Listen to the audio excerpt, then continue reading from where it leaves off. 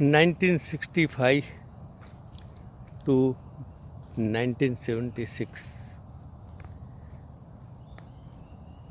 मेरी ज़िंदगी का एक इतने साल न्यू कमर्शियल मिल में मैंने जॉब की, प्रोसेसिंग डिपार्टमेंट में, ब्लीचिंग फिनिशिंग, और तीसरा सनपो राइस।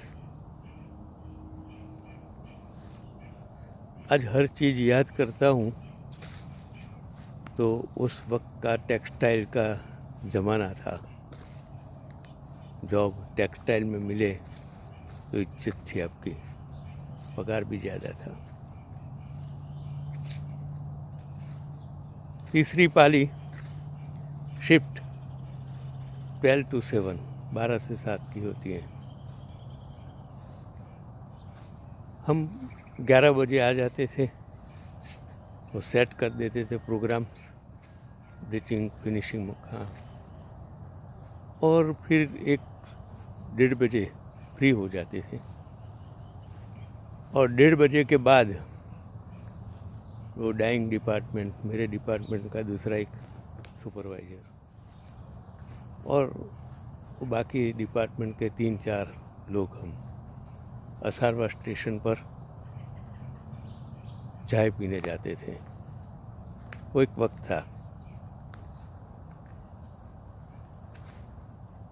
तो हर रोज़ उसी वक्त चाय पीने का होता था। झांपे के बाहर हम निकले तो मैंने देखा कि एक खटारा वो नज़दीक के बिल्डिंग के पास, वो न्यू कमर्शियल मिल का ही बिल्डिंग था, और वो खटारा खड़ा था और एक इंसान खटारे के नीचे उसके पैडे के पास था। साइड में स्कूटर था। तो हमने सोचा कि भाई ये रिपेयरिंग कर रहा है। फिर हम चाय पी के आए उधर से, असारवा स्टेशन से। तो आने के बाद मैंने सोचा कि ये भाई, हम गए थे तब से अभी आए तक क्यों इसी स्थिति में, हिलता भी नहीं है, वो रिपेयरिंग कैसे कर सकता है? और स्कूटर वहीं का वहीं पड़ा था। तो मैंने कहा कि चलो हम देखें क्या बात है। और जब आके नज़दीक देखा, वो इसी स्थिति में था कि अब आप ऐसा सोचेंगे कि रिपेयरिंग करता है, लेकिन सच में वो मर गया था। फिर वो झांपी पर से बुलाया आदमी को। उन्होंने बोला कि भाई, ये तो हमारे विंग मास्टर गुप्ता साहब हैं। हम तो दंग रह गए कि किसी को मालूम नहीं ये आदमी मरा हुआ पड़ा है, एक्सीडेंट कैसे हो सकता है? लेकिन देखो कभी इंसान क्या सोचता है, क्या होता है।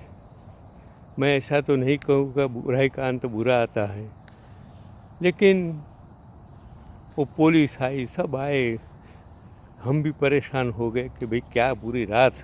वो मिल के शेड भी आ गए क्योंकि एक्सीडेंट बड़ा था, विंग मास्टर था। तब पता चला कि मिल में ये विंग मास्टर रात को इसलिए आया था, 10 कारीगर को बंद करने का था, और इसी वजह से वो गुप्ता साहब आए थे।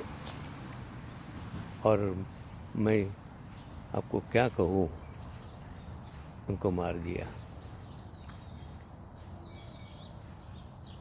जिंदगी का कभी अंत कैसी तरह आता है किसी को मालूम नहीं। वो दृश्य आज भी मेरे सामने जब खड़ा होता है तब मैं सोचता हूँ कि ज़िंदगी का मतलब क्या है, क्या सोचते हैं। एक इंसान, हट्टा कट्टा आदमी, वो एक्सीडेंट करके मार दिया था। पता नहीं आज क्या हुआ, क्योंकि ये तो भारत है। न्याय मिला नहीं मिला मुझे पता नहीं है, क्योंकि वहाँ तो जो लोग क्राइम करते हैं उसको सज़ा नहीं मिलती है, और जो क्राइम नहीं करते हैं उसको सज़ा मिलती है। भाई साहब, अब कोरोना का वक्त है, समझ कर चलिए, क्राइम मत कीजिए, किसी की ज़िंदगी को जीने का अधिकार है, अब मत छीनिए। चंद्रकांत भी भट्ट इतना ही कहता हूँ।